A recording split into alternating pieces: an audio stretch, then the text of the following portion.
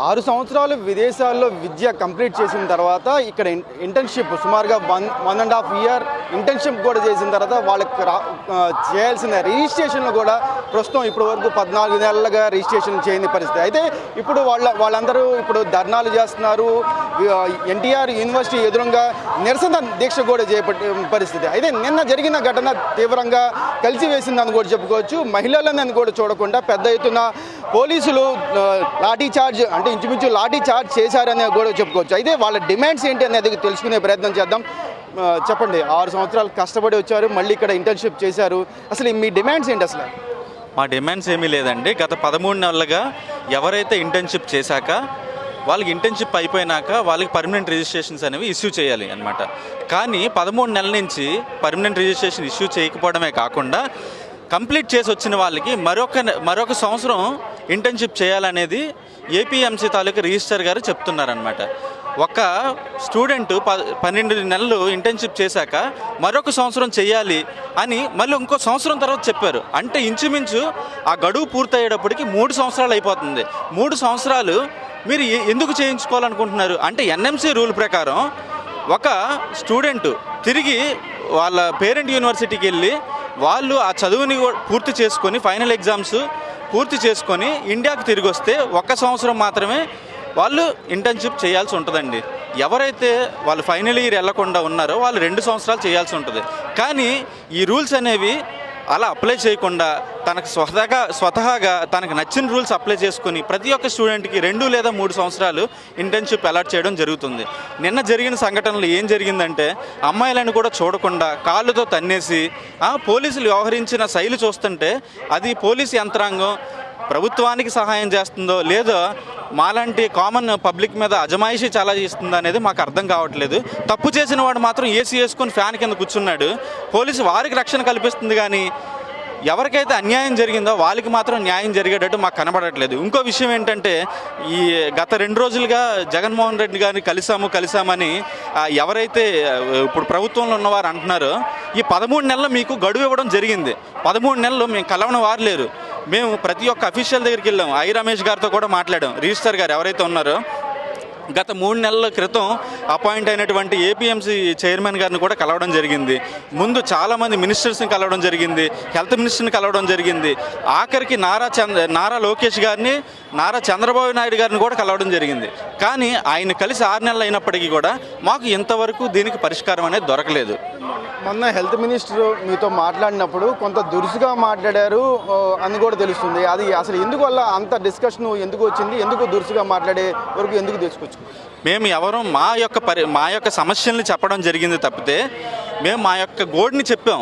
మాకు ఇన్ని నెలలుగా ఎందుకు జరగడం లేదు పని? ఎందుకు గత ప్రభుత్వంలో జరిగినప్పుడు ఇదే రిజిస్టర్ గారు ఉన్నారు, ఈ ప్రభుత్వంలో అదే రిజిస్టర్ గారు ఉన్నారు.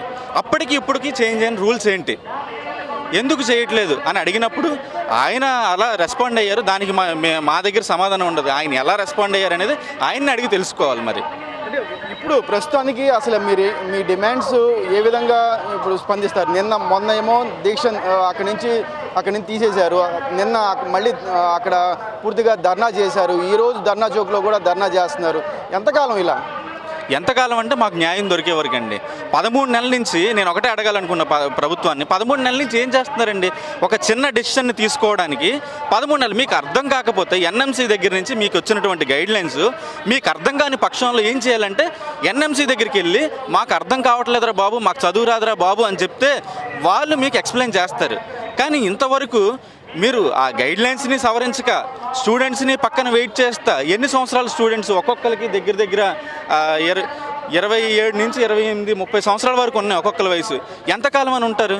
ఏమనంటే మాకు ఎన్ఎంసీ గైడ్లైన్స్ సరిగ్గా లేవు అంటే మిగిలిన స్టేట్ వాళ్ళందరికీ కూడా అర్థం కావట్లేదా? అంటే ఒక రిజిస్టర్ స్థానంలో ఉండి మీకు ఎన్ఎంసీ గైడ్లైన్స్ రావు అనే ఒక విషయాన్ని చెప్తుంటే అది ఎంతో హాస్యాస్పదంగా ఉంది, నవ్వుకోవడానికి ఒక సిగ్గుచేటుగా ఉంది.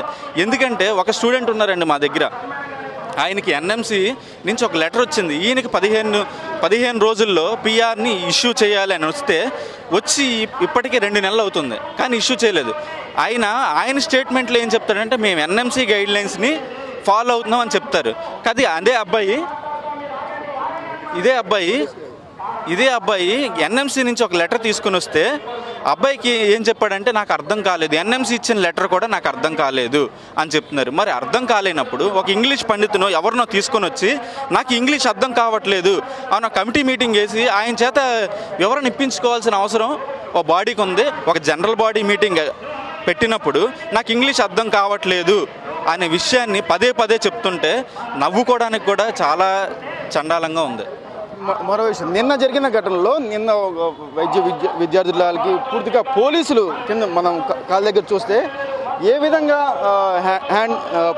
మహిళా పోలీసులు, ముఖ్యంగా మహిళా పోలీసులే ఒక మహిళపై ఏ విధంగా దాడి చేశారనేది కూడా తెలుస్తుంది. ఆ అమ్మాయి ఇప్పుడు నడవలేని పరిస్థితి. ఒక డాక్టర్ అయి ఉండి ఆవిడ ఇంకో నలుగురికి ఆరోగ్యపరమైన పూర్తిగా చెప్పాల్సిందే పోయి ఇప్పుడు ఆ మహిళపై దాడికి చేశారు. అయితే ఆవిడతో మాట్లాడే ప్రయత్నం చేద్దాం. అమ్మ, ఏం జరిగింది నిన్న? అసలు మీరు అక్కడికి కారు దగ్గరికి వెళ్ళారు, ఆ తర్వాత ఏం జరిగింది?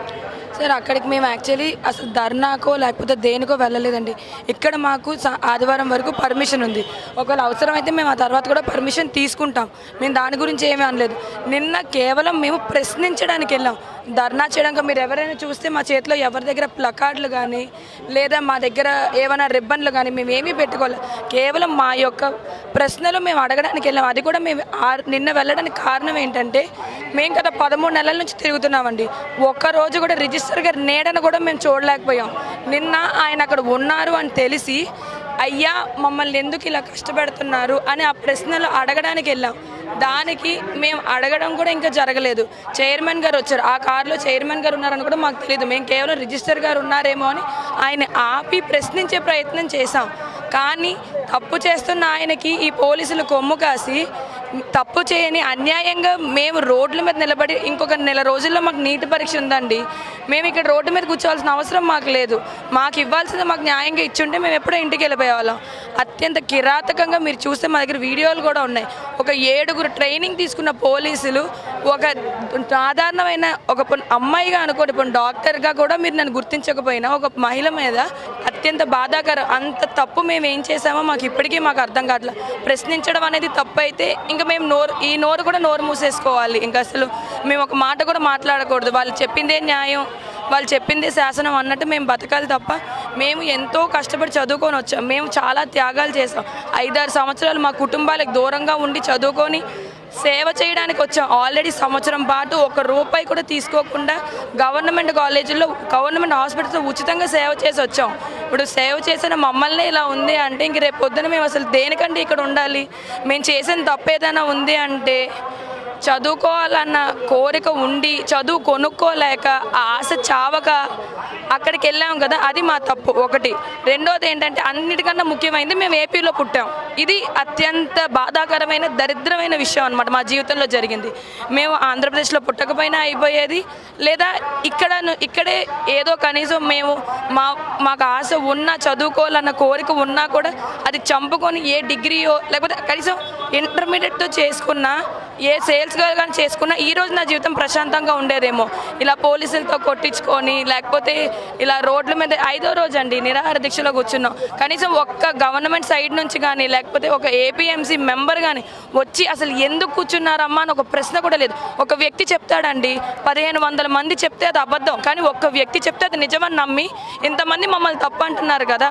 మరి ఎందుకు ఒక్క మనిషి చెప్పింది? ఇప్పుడు 1500 మందిలో మేము ఒక్కళ్ళని జెన్యూన్గా ఉండమా?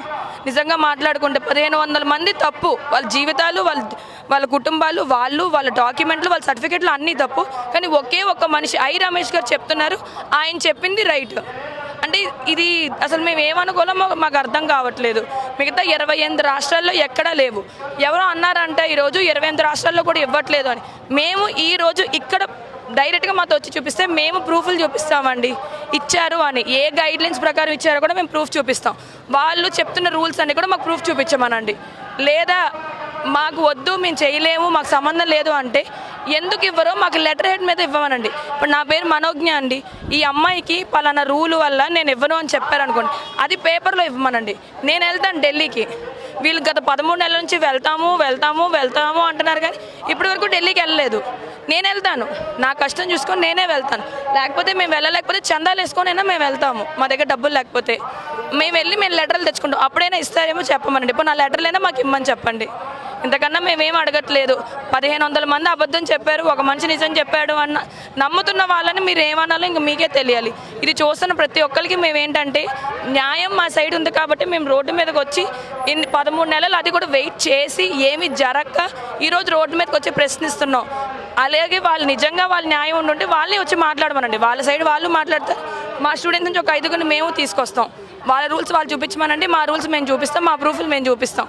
ఎవరిది నిజమో తేల్చమని చెప్పండి, ప్రజలే నిర్ణయిస్తారు. పోనప్పుడు మేము చూస్తున్న వాళ్ళందరినీ ఒకటే అడుగుతున్నామండి, మా సైడ్ న్యాయం ఉంది, మాతో అందరూ నిలబడి మాకు న్యాయం మా వరకు చేరేంత వరకు మాతో ఉంటారని మేము కోరుకుంటున్నాం. Thank you. ఇది మరో ఇక్కడ విషయం ఏంటంటే ఎల్ఎంసీ అంటే ఢిల్లీ నుండి ఒక సర్టిఫికేట్ ఒక స్టూడెంట్ ఆయన అప్లై చేసుకున్నాడు.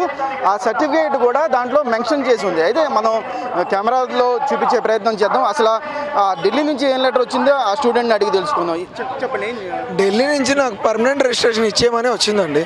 ఈ స్టూడెంట్కి నా డాక్యుమెంట్స్ అన్నీ పంపించాను, ఒక 56 డాక్యుమెంట్స్ పైన పంపించాను. ఏదైతే పర్మనెంట్ రిజిస్ట్రేషన్ కావాలో అవన్నీ పంపించాను. పంపిస్తే వాళ్ళు స్క్రూటనైజ్ చేసి మొత్తం అంతా చెక్ చేసుకొని ఓకే ఈ స్టూడెంట్కి ఇచ్చేసేయచ్చు పర్మనెంట్ రిజిస్ట్రేషన్ అని రిజిస్టర్ గారికి కాపీ పంపించింది. కాపీ పంపిస్తే నేను సరే రిజిస్టర్ దగ్గర నుంచి రెస్పాన్స్ లేదు, నేను ఇదే కాపీ తీసుకొని వెళ్ళాను రిజిస్టర్ దగ్గరికి. సార్ ఇలా ఇచ్చారు, ఎన్ఎంసీ ఇచ్చారు, సో నాకు ఎప్పుడు ఇస్తున్నారు రిజిస్ట్రేషన్ అంటే నేను ఇవ్వను, ఏం చేస్తామన్నా. ఆ తర్వాత మళ్ళీ నేను వేరే మినిస్టర్ దగ్గరికి వెళ్ళాను. వాళ్ళు కూడా అన్నారు ఈ లెటర్ చూసి ఇచ్చేయాలి కదమ్మా ఎందుకు ఇవ్వట్లేదు అని అన్నారు. వాళ్ళు కూడా నాకు లెటర్ హెడ్ మీద ఇచ్చారు, ఈ స్టూడెంట్కి ప్రాసెస్ చేయండి అంటే అప్పుడు నాకు తీసుకున్నారు. April 16th తీసుకున్నారు. April 1st లెటర్ వస్తాయి, April 16th తీసుకొని డబ్బులు కట్టించుకొని ఎక్నాలజ్మెంట్ నెంబర్ అనేది ఇచ్చారు. ఎక్నాలజ్మెంట్ నెంబర్ వస్తే ఆల్మోస్ట్ 99% ఇంకా అయిపోయినట్టే, పర్మనెంట్ రిజిస్ట్రేషన్ వచ్చేస్తున్నట్టే. కానీ నాకు ఇంకా అక్కడే ఉంది, 56 రోజులు అవుతుందని నాకు ఇంకా నెంబర్ రాలేదు. ఎందుకు రాలేదు, ఏంటి డిలే ఎందుకు అవుతుంది అంటే ఇప్పుడు వరకు ఎటువంటి సమాధానం లేదు. అదే కాపీ ఏంటి ఆ కాపీ రిప్రజెంటేషన్ నాకు ఇవ్వండి, ఎందుకు డిలే అవుతుంది అని ఇవ్వండి. నేను రిజిస్టర్ గారికి కూడా సబ్మిట్ చేశానండి. April 30వ ఎందుకు డిలే అవుతుంది అని సబ్మిట్ చేశాను. దానికి ఉన్న బదులు ఎవరు రప్పించలేకపోయారు. అదే కాపీ నేను వైస్ చైర్మన్కి సబ్మిట్ చేశాను, చైర్మన్కి సబ్మిట్ చేశాను. ఆ తర్వాత FMG కమిటీ హెడ్ ఉన్నారండి సుజాత మేడం గారని, ఆమెకి చెప్పాను ఇలా లెటర్ సబ్మిట్ చేశాను మ్యామ్ రిజిస్టర్ గారికి, ఎందుకు డిలే చేస్తున్నారు, ఏంటి కారణం ఏంటి, ఏ రెగ్యులేషన్స్ కింద నేను ఎలిజిబుల్ కాదు అని అడిగితే ఎవరైతే రూల్స్ పెడుతున్నారో ఎన్ఎంసీ వాళ్ళ దగ్గర నుంచే నాకు క్లియరెన్స్ వస్తే ఇక్కడేమో ఏం పట్టించుకోకుండా మేము ఇవ్వము, మీరు ఏం చేసుకుంటారు చేసుకోండి అనే ధోరణిలో వెళ్తున్నారు. అసలు అంత న్యాయంగా ఉంటే ఆయన ఒకేసారి లైవ్లో వచ్చి మాట్లాడమని చెప్పండి. ఏంటి ఏ రూలు, ఆ రూల్ మీరు కనుక కరెక్ట్గా చూసుంటే. అందరికీ కారణం మీ చైర్మన్ కాదండి, చైర్మన్ మొత్తం చేస్తున్నారు. కాకపోతే ఏంటంటే రిజిస్టర్ ఫాలో అవ్వట్లేదు. రిజిస్టర్ ఏంటంటే మొండి వైఖరి చలాయిస్తున్నారు. నేను చెయ్యను, ఎవరితో అయినా చెప్పుకోండి, నేనైతే చేసేదే లేదు. సుజన్ అండి. ఇది ఓవరాల్గా చూసుకుంటే ఒక రిజిస్టర్ సుజన్ అనే వ్యక్తి వల్లే పూర్తి స్థాయిలో ఈ ఇబ్బంది పడుతున్నాము అనేది కూడా స్టూడెంట్స్ చెప్తున్నారు. మరో పక్కన ఇప్పటికే 14 నెలల నుంచి ఈ పోరాటం చేస్తున్నాము, ఇప్పుడు అన్ని గడపలు తొక్కాము. ఒక పక్కన అధికార పార్టీకి సంబంధించిన గడపలు కూడా తొక్కాము, ప్రతిపక్షానికి సంబంధించిన గడపలు కూడా తొక్కాము, కానీ మాకు ఎక్కడా న్యాయం జరగట్లేదు. లాస్ట్కి నిన్న జరిగింది పోలీసులతో దెబ్బలు తినడం అనేది కూడా ఇప్పుడు స్టూడెంట్స్ చెప్తున్న పరిస్థితి. ఇప్పుడు ప్రస్తుతం ప్రభుత్వం ఏ విధంగా స్పందిస్తుంది, ముఖ్యంగా వీళ్ళు మంత్రి దగ్గర కూడా వెళ్ళారు కాబట్టి ఏ విధంగా స్పందిస్తుంది అనేది కూడా చూడాల్సిన అంశం. కెమెరా పర్సన్ కిషోర్తో యాకూబ్, విజయవాడ ధర్నా చౌక్ నుండి.